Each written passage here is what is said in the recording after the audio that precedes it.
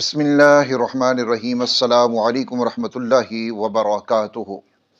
हज एक ऐसी इबादत है कि जिसके बहुत सारे फ़ज़ाइल अल्लाह के पाक पैगम्बर सल्लल्लाहु अलैहि वआलिहि वसल्लम ने हमें मुख्तलिफ़ अहादीस के अंदर इरशाद फरमाए हैं, बयान फरमाए हैं। और इस इबादत के ऊपर जब कोई शख्स जाता है तो अहादीस के मुताबिक उसके हर उठने वाले कदम के ऊपर उसके गुनाह मुआफ़ होते हैं, ख़ताएँ मुआफ़ होती हैं और जन्नत के अंदर उसके दर्जात बुलंद किए जाते हैं। इंशाअल्लाह ताला हज के हवाले से एक कोर्स आपकी खिदमत में पेश किया जाएगा, मुकम्मल तौर के ऊपर आपके घर से लेकर बैतुल्लाह तक और फिर मिना, अरफात, मुज़दलिफ़ा तमाम तर जिसके अंदर आपका मुकम्मल हज होगा। आपके ज़रूरी सामान से लेकर सफ़र हज की तैयारी आपने किस तरह से करनी है, ये सारी चीज़ें इंशाअल्लाह ताला इस कोर्स के अंदर आपको मिलेंगी। अगर आप इसको देख लेंगे, समझ लेंगे तो इंशाअल्लाह ताला आपको किसी भी तरह की मुश्किल का सामना वहाँ पर नहीं होगा और ना ही आपको किसी से कुछ पूछने की ज़रूरत पड़ेगी, बल्कि सारी चीज़ें आपके ज़हन में बैठ जाएंगी इंशाअल्लाह ताला। तो दुआ ये है अल्लाह रब्बुल इज़्ज़त जो लोग हज के ऊपर जा रहे हैं उनका जाना कबूल फरमाए और जो पीछे हैं और जो तड़प रहे हैं अल्लाह रब्बुल इज़्ज़त उनको भी जल्द वहाँ की मकबूल हाज़री नसीब फरमाए और अल्लाह रब्बुल इज़्ज़त सब जाने वालों की और उनके अहले खाना की हिफाजत फरमाए, आमीन या रब्बल आलमीन। शुरू करते हैं हम सफ़र हज की तैयारी से। हम तैयारी किस तरह से करेंगे?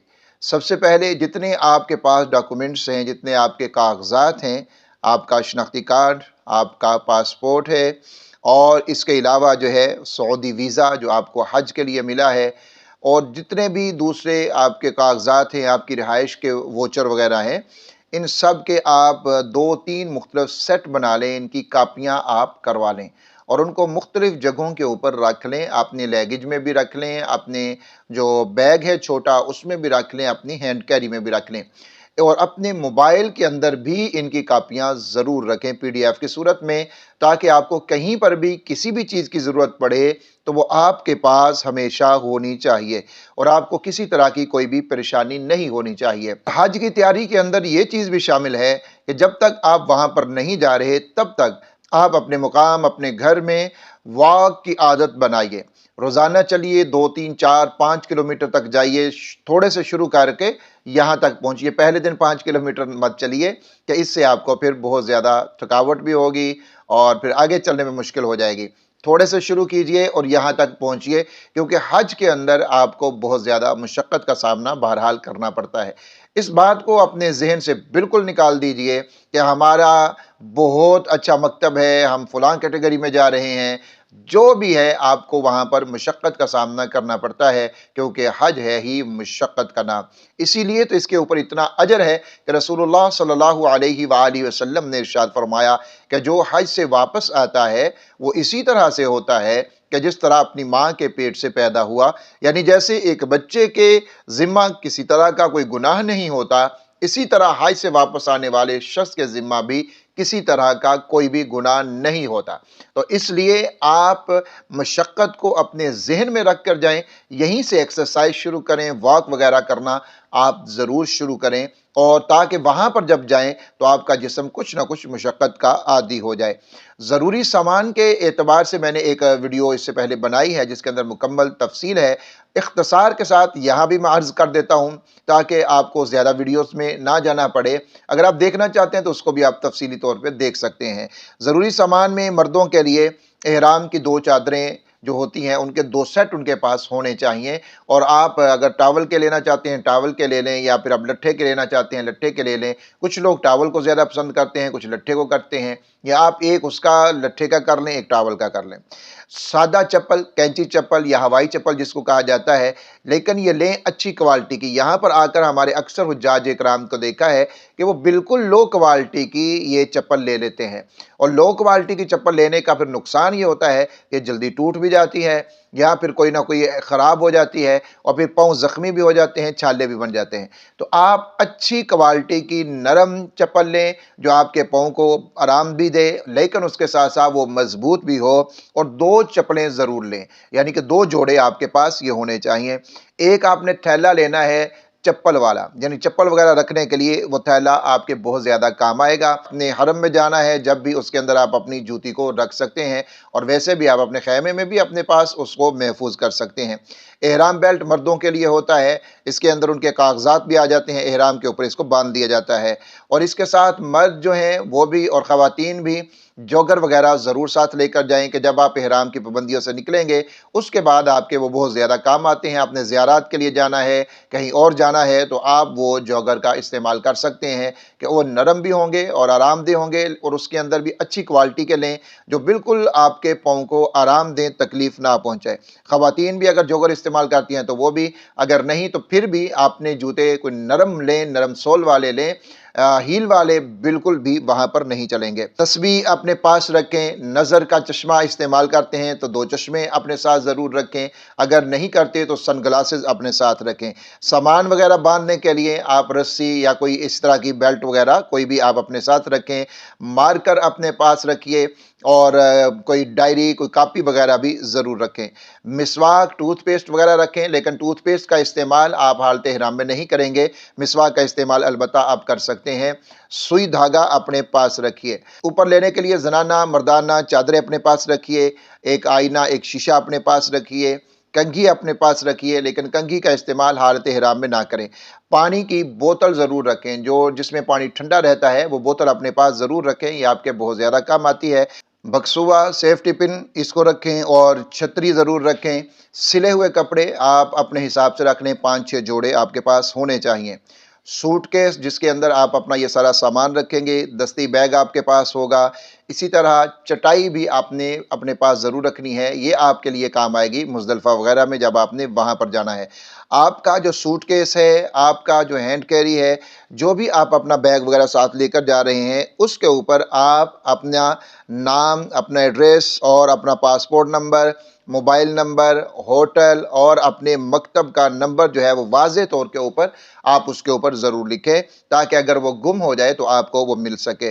ख़वातीन जो हैं वो अपना बुर्का रखें, स्कार्फ़ रखें, और इसके अंदर ख़्याल करें कि फ़िटिंग वाले बुरके या इस तरह के अबाया वगैरह ना पहनें, बल्कि खुले डुल्ले होने चाहिए, क्योंकि बुरके का जो असल मकसद है वो है कि अपने जिस्म की जो ज़ीनत है उसको छुपाना, आज़ा को ज़ाहिर ना करना। और आजकल तो ऐसे बुरके पहने जाते हैं कि जिन बुरकों को खुद बुरके की ज़रूरत होती है। इन चीज़ों को आपने अपने सफ़र के अंदर नहीं लेकर जाना। ऊंचे हील वाली सैंडल जो है वो ये नहीं होनी चाहिए। डायमंड जो हैं वो ना हो। कांच की चूड़ियाँ ख़वातीन बिल्कुल भी अपने साथ ना लेकर जाएं, और सोने के बिस्किट अपने साथ नहीं रख सकते, चांदी के बिस्किट वगैरह नहीं रख सकते, और सोने के जो ज़ेवरात हैं इनको आप अपने साथ ना रखिए। ममनू अशिया, जो चीज़ें बिल्कुल मना है और जिनके ऊपर बहुत ज़्यादा वहाँ पर सख्ती भी है, और वहाँ पर सज़ाए मौत का कानून है। आपने चरस, हेरोइन, शराब, अफ़यून, ये चीज़ें बिल्कुल भी किसी भी सूरत के अंदर अपने साथ नहीं होनी चाहिए।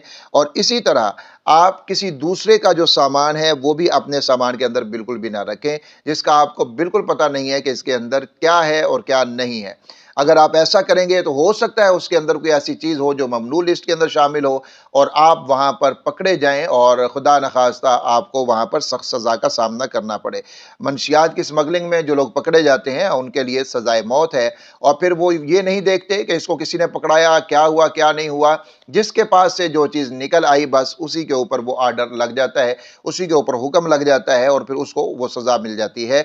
आपने कुछ दिनों पहले भी देखा होगा, बहुत सारे केसेस ऐसे सामने आए कि जो पाकिस्तान से गए थे, लेकिन उनको बेचारों को नहीं मालूम था कि हमारे साथ क्या हुआ है, तो उनको भी सज़ा हुई। तो अल्लाह ताला का फ़ज़ल हुआ कि एक फ़ैमिली जो है वो बच गई। बहरहाल उसकी लंबी तहकीकात हुई, और फिर पाकिस्तान में जो हमारे इदारे हैं वो भी मुतहर्रक हुए, तो अल्लाह के फ़ज़ल से वो फ़ैमिली बच गई, लेकिन फंस तो वो फिर भी गई थी।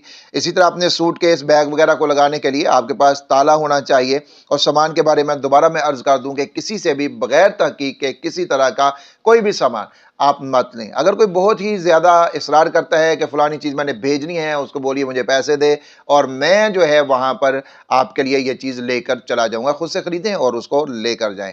तो इसलिए इस चीज़ का आपने ज़रूर ख़्याल रखना है। और इसके अलावा जब आप एयरपोर्ट के ऊपर भी जाएँ तो वहाँ पर भी किसी से कोई चीज़ ना पकड़ें, ना किसी से किसी सामान का ख्याल रखें। मिसाल के तौर पर आप बैठे हैं, आपको कोई कहता है ये मेरा बैग है और ये आपके पास पड़ा हुआ है, इसका आपने ख्याल रखना है, मैं अभी आया या मैं वाशरूम होके आता हूँ, ये वो। تو آپ اس شخص کو نہیں جانتے تو آپ اس کو بالکل ذمہ داری مت اٹھائیں، اس کو بولیے یہ آپ کا بیگ ہے، آپ ہی اس کا خیال رکھیں گے، میں اس کا خیال نہیں رکھ سکتا۔ اگر آپ کے پاس سے وہ بیگ برآمد ہوا، آپ اس کے پاس بیٹھے ہوئے ہیں، اس بیگ کے اندر کوئی ایسی چیز نکل آئی تو اس کے ذمہ دار آپ ہوں گے یا پھر آپ اس کے ساتھی کہلائیں گے۔ اس لیے آپ کسی بھی شخص کے جس کو آپ بالکل بھی نہیں جانتے اس کی کسی چیز کی ایک سیکنڈ کے لیے بھی آپ نے ذمہ داری بالکل بھی نہیں لینی۔ اور ایک چیز کا اور خیال رکھیں کہ جب آپ وہاں پر جاتے ہیں تو سعودی عرب کے اندر کوئی بھی چیز جو گری ہوئی ہے اس کو اٹھانا یہ بھی جرم ہے۔ گری ہوئی چیز ہے، آپ وہیں پر اس کو پڑے رہنے دیں، اس کو نہیں اٹھائیں گے۔ اس کو اٹھائیں گے تو یہ جرم ہے۔ تو آپ نے کسی کی کوئی چیز، کوئی بیگ ہے، پیسے ہیں، زیور ہے، موبائل ہے، کچھ بھی ہے، جو بھی گرا ہوا ہے اس کو آپ نے نہیں اٹھانا بلکہ اس کو آپ وہیں پر رہنے دیں۔ اسی طرح آپ اگر کسی بیماری کا شکار ہیں، کوئی آپ کو خاص بیماری ہے تو اپنی ادویات اپنے ساتھ ضرور رکھیں، اور جب حاجی کیمپ میں آپ کو بلایا جائے تو وہاں پر ان ادویات کو آپ پیک کروا لیں گے۔ تو وہ ادویات آپ کے پاس ہونی چاہیے، اور اس کے علاوہ بھی دوسری ادویات جو عام امراض یا علامات کے لیے ہیں، بخار، سر درد کے لیے ہیں، پیٹ کے لیے ہیں، اسی طرح جو ہے وہ کسی کا اگر الٹی وغیرہ وومٹنگ وغیرہ کا مسئلہ ہو جاتا ہے اس کے لیے جو بھی ایسی موٹی موٹی کوئی 2 4 5 6 ادویات جو ہیں ان کو اپنے پاس رکھیں۔ ایسی جل وغیرہ جو درد کے لیے ہو، اپنے گھٹنوں وغیرہ پاؤں وغیرہ کے لیے وہ کام آ جاتی ہیں، تو وہ بھی اپنے ساتھ رکھیں۔ جب آپ کو حاجی کیمپ میں بلایا جائے تو وہاں پر جا کر آپ ان کو پیک کروا لیں تاکہ آپ کو پتہ بھی چل جائے گا کون کون سی میں ادویات ساتھ لے کر جا سکتا ہوں۔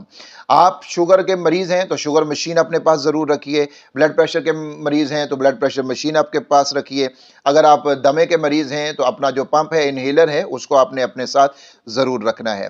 اب حج کی تیاری آپ نے کس طرح سے کرنی ہے، یہ وہ موٹا موٹا سامان ہے جو آپ کے پاس ہونا چاہیے۔ کہ مکمل لسٹ جو ہے وہ میں نے اس ویڈیو کے اندر دی ہے، آپ اس کو دیکھ لیجئے گا، اس کے اندر مکمل تفصیل میں نے A to Z بتا دی ہے، تو آپ اس کو بھی دیکھ سکتے ہیں۔ حج کی تیاری کے لیے آپ نے کیا کرنا ہے؟ حج کی تیاری کے لیے سب سے پہلے اپنے ناخن وغیرہ کاٹ لیجئے، غسل کر لیجئے، غیر ضروری بال جو ہیں ان کو آپ کاٹ لیجئے، اور اسی طرح آپ اپنے جسم کے اوپر خوشبو اور تیل وغیرہ ان کو لگا سکتے ہیں۔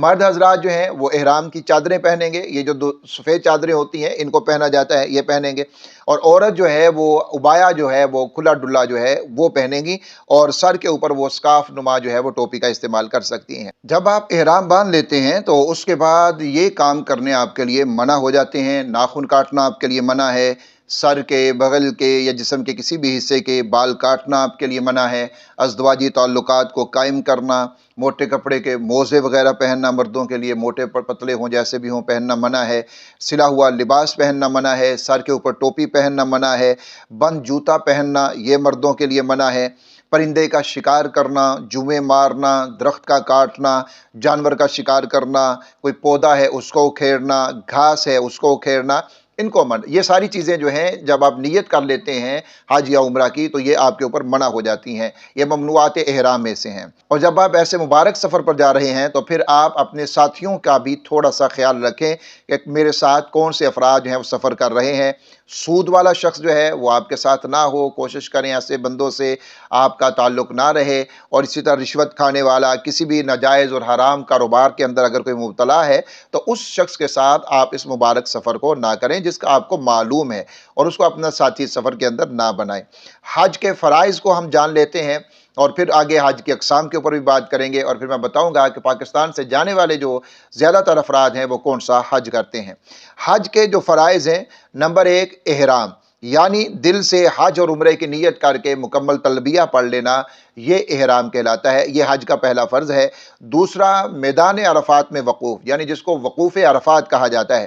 9ویں ذی الحجہ کو زوال آفتاب کے بعد سے لے کر 10ویں ذی الحجہ کی صبح و صادق تک آپ نے میدان عرفات کے اندر ٹھہرنا، چاہے کچھ بھی وقت کے لیے آپ وہاں پر ٹھہر جائیں تو یہ وقوف عرفات کا وقت ہے۔ تو اس میں اگر آپ ٹھہر گئے تھوڑی دیر کے لیے بھی تو وقوف عرفات ہو جائے گا، یہ حج کا رکن اعظم ہے اور یہ فرض ہے۔ نمبر 3 طواف زیارت۔ طواف زیارت یہ 10ویں ذی الحجہ سے 12ویں ذی الحجہ تک شام تک آپ اس کو کر سکتے ہیں، اور یہ سر کے بال منڈوانے یا کتروانے کے بعد کیا جاتا ہے۔ ان تینوں فرضوں میں سے احرام، وقوف عرفات اور طواف زیارت، ان تینوں میں سے اگر کوئی چیز چھوٹ جاتی ہے، ایک بھی فرض چھوٹ جاتا ہے تو حج صحیح نہیں ہوگا، اور اس کا جو جرمانہ ہے وہ بھی کوئی نہیں ہے، یعنی آپ نے قربانی ادا کر دی تو آپ کا حج مکمل ہو جائے گا، ایسا نہیں ہوگا۔ جب فرض چھوٹ جاتا ہے تو پھر وہ چھوٹ جاتا ہے، وہ مکمل نہیں ہو سکتا، واجب کے چھوٹنے کے اوپر جرمانہ ہوتا ہے۔ اور ان تینوں فرائض کا یعنی احرام، پھر اس کے بعد جو ہے وقوف عرفات، پھر طواف زیارت، ان کی یہ والی ترتیب جو ہے اس کو قائم رکھنا، اور جو مخصوص وقت ہے اس وقت کا بھی خیال رکھنا یہ بھی ضروری ہے۔ واجبات حج کتنے ہیں؟ 6 واجبات حج ہیں۔ نمبر 1، مزدلفہ میں وقوف کے وقت ٹھہرنا، جو مزدلفہ کا وقت ہے، وقوف مزدلفہ کا یعنی طلوع فجر سے لے کر طلوع آفتاب تک یہ وقوف مزدلفہ کا وقت ہے، اس وقت میں ٹھہرنا۔ نمبر 2، صفا اور مروہ کی سعی کرنا۔ نمبر 3، رمی جمار، شیاطین کو کنکریاں مارنا۔ نمبر 4، قارن اور متمتع، حج قران اور حج تمتع کرنے والے کا قربانی کرنا۔ نمبر 5، حلق یعنی سر کو منڈوانا یا پھر قصر بالوں کو کتروانا۔ اور نمبر 6، آفاقی یعنی جو افراد باہر سے گئے ہوتے ہیں حج کرنے کے لیے، ان کے لیے طواف وداع کرنا۔ یہ 6 واجبات ہیں حج کے۔ واجبات کا اب حکم یہ ہوتا ہے کہ اگر کوئی واجب چھوٹ جائے تو حج ہو جائے گا، چاہے اس نے قصدن چھوڑا ہے یا بھول کر چھوڑا ہے، لیکن اس کی جزا اس کے اوپر لازم ہوگی، یعنی اس کو قربانی کرنی ہے تو قربانی کرے گا، صدقہ کرنا ہے تو صدقہ کرے گا، جو نوعیت ہے اس کے مطابق اس کے اوپر اس کی جزا لازم ہوگی۔ ہاں، اگر کوئی ایسا عذر ہے جو شرعی طور کے اوپر معتبر ہے تو پھر جو ہے اس کے اوپر جزا نہیں ہوگی۔ حج کی سنتیں، ان کو آپ دیکھ لیجئے، 8 سنتیں حج کے اندر ہے۔ نمبر 1، مفرد، آفاقی اور قارن کا طواف قدوم کرنا، جو حج افراد کر رہا ہے، حج قران کر رہا ہے تو طواف قدوم کرنا ان کے لیے سنت ہے۔ نمبر 2، طواف قدوم میں، طواف فرض میں رمل کرنا یہ سنت ہے، یہ ہر کوئی کرے گا۔ صفا مروہ کی سعی میں دونوں سبز نشانوں کے درمیان میں تیز چلنا، تھوڑا بھاگنا، یہ بھی سنت ہے۔ نمبر 4، قربانی کی راتوں میں سے ایک رات مینا کے اندر قیام کرنا، یہ سنت ہے۔ نمبر 5، سورج نکلنے کے بعد مینا سے عرفات جانا، یہ بھی سنت ہے۔ نمبر 6، سورج نکلنے سے پہلے مزدلفہ سے مینا آ جانا، یہ بھی سنت ہے۔ نمبر 7، مزدلفہ میں رات گزارنا، یہ سنت ہے۔ نمبر 8، 11 اور 12 ذی الحجہ کو تینوں جمرات، تینوں شیطانوں کو ترتیب سے ساتھ ساتھ کنکریاں مارنا، یہ بھی سنت ہے۔ سنت کا اب حکم یہ ہوتا ہے کہ اس کو قصدن ترک کرنا، قصدن چھوڑ دینا، یہ ایک برا عمل ہے، برا کام ہے۔ آپ اس کو کریں گے، اجر ثواب اللہ رب العزت کا فضل ملے گا، اللہ رب العزت کی توجہ و رحمت حاصل ہوگی۔ لیکن اگر کوئی اس کو ترک کر دیتا ہے تو ترک کرنے کے اوپر اس کے لیے کوئی جزا یا کوئی دم، کوئی صدقہ اس کے اوپر لازم نہیں ہوتا۔ لیکن جان بوجھ کے، بغیر کسی ضرورت کے، بغیر کسی عذر کے سنت کو ترک کرنا یہ بالکل بھی درست نہیں ہے۔ وجوب دم، اب دم جو ہے وہ کس طرح سے واجب ہوتا ہے، کن چیزوں کے اوپر واجب ہوتا ہے؟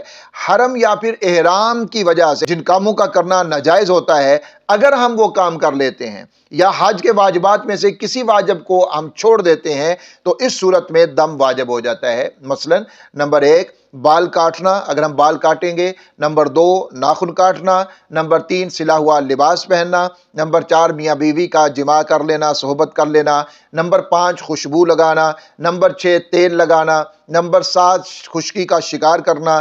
نمبر 8، حرم کی حدود میں شکار کرنا۔ نمبر 9، حرم کے درخت کاٹنا۔ نمبر 10، حج و عمرہ کے کسی واجب کو چھوڑنا۔ اگر ان میں سے کسی ایک کام کو بھی آپ نے کر لیا تو اس کے اوپر جو ہے وہ دم واجب ہو جاتا ہے۔ ایک اصطلاح بولی جاتی ہے بدنہ۔ بدنہ خاص گائے یا اونٹ کو ہی کہتے ہیں، بکری، بھیڑ، دمبا، ان کو بدنہ نہیں کہا جاتا۔ بدنہ پورے ایک اونٹ یا پوری ایک گائے ہی ہوتا ہے، یہ پورا ایک اونٹ ہوگا یا پوری ایک گائے ہوگی، اور یہ صرف 2 طرح کی جنایات میں ہوتا ہے، اس کے علاوہ کسی میں واجب نہیں ہوتا۔ نمبر 1، جنابت، حیض یا نفاس، اس کی حالت کے اندر اگر کوئی طواف زیارت کر لیتا ہے تو اس کو ایک اونٹ یا ایک مکمل گائے جرمانے کے طور کے اوپر، جنایت کے طور کے اوپر وہاں پر ذبح کرنی ہوگی۔ نمبر 2، وقوف عرفہ کے بعد حلق یا قصر کرنے سے پہلے اگر کوئی جماع کر لیتا ہے، اپنی بیوی سے صحبت کر لیتا ہے، تو اس کے اوپر بھی بدنہ جو ہے وہ لازم آ جاتا ہے، یہ اس کو دینا ہوگا۔ تو یہ 2 جنایات ہیں، 2 چیزوں میں بدنہ جو ہے یہ واجب ہوتا ہے۔ ایک جنابت، حیض، نفاس کی حالت میں طواف زیارت کر لینا، اور نمبر 2، وقوف عرفہ کے بعد حلق یا قصر کرنے سے پہلے جماع کر لینا، اس میں بدنہ واجب ہوتا ہے۔ اور یہ بدنہ صرف حج کے اندر ہے، عمرے کے اندر نہیں ہے۔ بعض دفعہ کوئی ایسا کام ہو جاتا ہے کہ جس کے اوپر صدقہ واجب ہو جاتا ہے، جو عموماً کہا جاتا ہے۔ صدقہ کیا مقدار ہوگی؟ صدقہ سے مراد یہ ہے کہ ایک صدقہ فطر کے برابر آپ صدقہ کریں گے، اور صدقہ اور اس میں دم میں فرق یہ ہے کہ دم جو ہے یہ حدود حرم میں وہاں پر اس کا کروانا ضروری ہوتا ہے، لیکن صدقہ آپ کہیں پر بھی دے سکتے ہیں، وہاں پر بھی دے سکتے ہیں اور واپس آ کر بھی دے سکتے ہیں، یا کہیں پر بھی آپ صدقہ ادا کر سکتے ہیں۔ اور ایک صدقہ جب واجب ہوتا ہے، لازم ہوتا ہے، تو وہ صدقہ فطر کے برابر ہوتا ہے۔ یہاں تک ہماری بات ہو گئی کہ جس کے اندر ہم نے ضروری سامان کو بھی جان لیا، پھر احرام کو بھی جان لیا ہے، اور دم کے بارے میں، بدنہ کے بارے میں بھی جان لیا ہے۔ آگے ہم بات کریں گے حج کی اقسام کے اوپر، اور پھر پاکستانی یا دوسرے باہر سے زیادہ تر لوگ جو ہیں وہ کون سا حج کرتے ہیں، اور پھر اس کا مکمل طریقہ بھی انشاءاللہ تعالی ہم جانیں گے۔ آپ چینل کو سبسکرائب کر لیجئے گا تاکہ یہ جتنا مفید کورس ہے یہ آپ تک تفصیل کے ساتھ اور ترتیب کے ساتھ پہنچتا رہے۔ اپنے پیاروں کا بہت سارا خیال رکھیے گا، مجھے اپنی خصوصی دعاؤں کے اندر ضرور یاد رکھیے گا۔ کوئی سوال ہو آپ کے ذہن میں حج عمرہ کے حوالہ سے تو آپ وہ بھی پوچھ سکتے ہیں۔ اللہ حافظ ناصر۔